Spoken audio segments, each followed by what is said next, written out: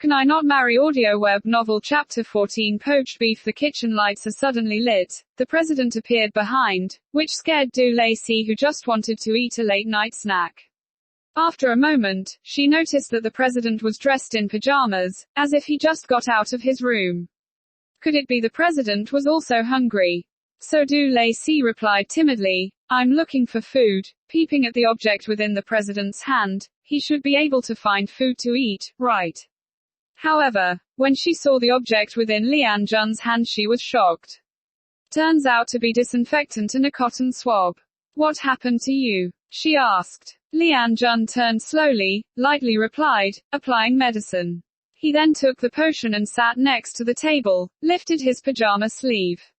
On his arm were several scratch marks. For a moment Du Lacey was surprised. She suddenly remembered when they crashed today. She didn't even ask the president if he was injured. She vomited on him, but forgot to ask such an important thing. It isn't right. Thinking of this, Du Lacey felt rather guilty. "Let me help you apply the medicine." She walked up and decides to make up for her mistakes.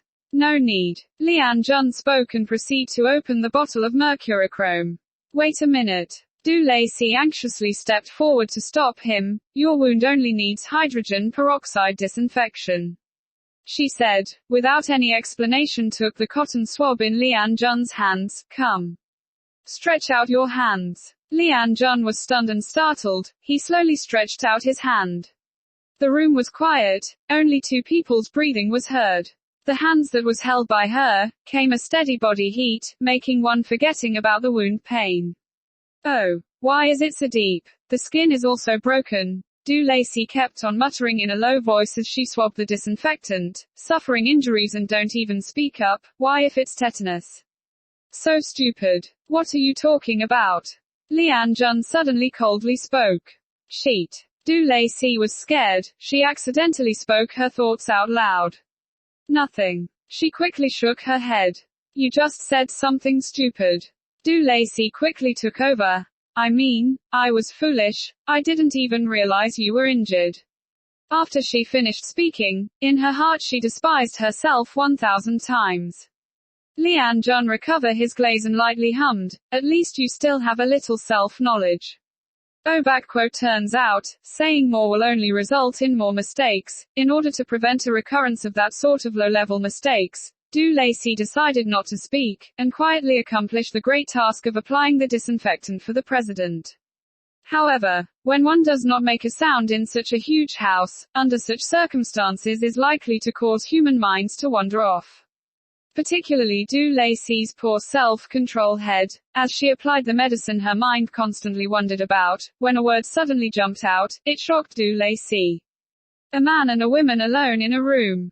Calmly thinking, it appears at a time and place like this, such hands and posture, along with the physical contact of their hands and touch emitting warmth, it's really hard to tell others not to think towards the sexually explicit direction.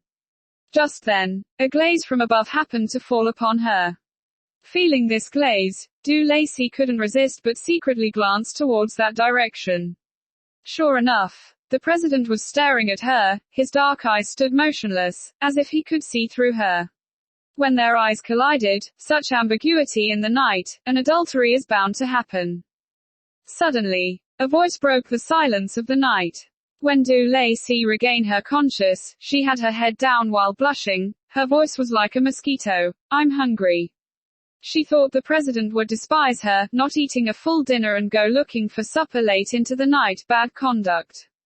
The result, once she turned around, a piece of beef was placed in front of her. Her stomach was obviously growling. However, facing the bowl of beef, Du Lacey was not happy. "President, you're fooling with me, ain't you? This is raw." But the president coldly threw 3 words at her. "You grill it." "Well, I'm not hungry." Du Lacey desperately touched her belly. To be honest, she only know how to cook 3 dishes in her life. Instant noodles and vegetables, instant noodles and tomatoes, instant noodles and sausages. But the president apparently wasn't going to let her off that easily. He gracefully rolled down his sleeves, and then gracefully spoke up. "I'm hungry." If everything can be rewind and done again, Du Lacey would rather starve than go downstairs looking for late-night snacks. The idea of this evil thought, she now has to serve as chef and prepare late-night snacks for the president to eat. Looking at this piece of beef, Du Lacey only had one thought in mind. Beef, why are you not a packet of instant noodles? On the left there was the president she couldn't afford to offend, while on the right there was the Beef King. Finally Du Lacey grit her teeth. Beef King, I'm sorry but you will have to be instant noodles. As one can imagine, when the bowl of cooked beef is used as instant noodles was placed in front of Lian Jun, how ugly his facial expression was. What is this? He asks without any expression on his face. Convenient. Ah no. It is poached beef. Du Lacey guilty answered. Sure enough. The president frowned. Can you eat this thing? It should be possible. Maybe. Perhaps. Du Lacey never thought that this bowl of convenient. Ah no. This poached beef is actually edible. After eating the first piece of beef, the president paused and picked up a second piece. Du Lacey's heart suddenly lit up with hopes. Is it good? It's horrible to death. Unpalatable. Her newfound confidence was dampened. She knew it's nowhere that delicious, however unpalatable to that level is a bit too exaggerated, right? She can cook instant noodles in 3 different ways. I don't believe you, let me try it. Du Lacey unwilling to admit defeat. There's no need. Lian Jun stops her. No. I must try it and see for myself. Du Lacey unwilling to let it go. Do you think I'm lying to you? The president continues to eat.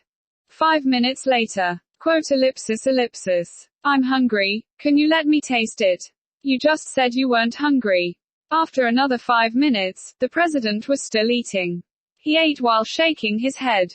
Du Lacey was angry. Since it's so awful, why do you still eat it?